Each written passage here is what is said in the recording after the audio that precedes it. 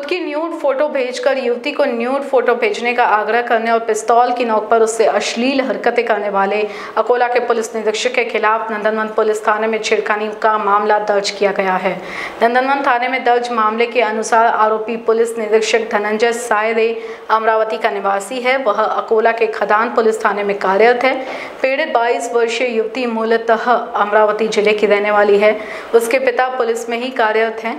युवती के पिता और आरोपी धनंजय सायरे एक ही बैच में थे। इसी वजह से धनंजय का युवती के घर आना जाना था। पिछले 5 वर्षों से उनके बीच जान पहचान थी। कई बार उसने आर्थिक मदद भी युवती को की थी। आरोपी सायरे नागपुर में आकर नियमित तौर पर युवती से मिलता रहा, लेकिन पिछले कुछ दिनों से आरोपी धनंजय युवती को व्हाट्सएप पर अश्लील मैसेजेस भेजने लगा। धनंजय ने शनिवार को युवती के घर पर जाकर शारीरिक संबंध बनाने की मांग की। जब युवती ने इसका विरोध करने लगी तो धनंजय ने खुद की पिस्तौल उस पर तान दी। उसके बाद युवती ने नंदनवन थाने में आरोपी के खिलाफ शिकायत दर्ज की। नंदनवन पुलिस ने आरोपी के खिलाफ धारा 354 व अन्य धाराओं के तहत मामला दर्ज किया है। कल नंदन पुलिस स्टेशन में एक महिला वय वर्ष 23 त्या महिलेने धनंजय सायरे यांच्या विरोधात विनयभंगाबाबत तक्रार दिलेली आहे। विनय सायरे हे पोलीस इन्स्पेक्टर आहेत अकोल्याला।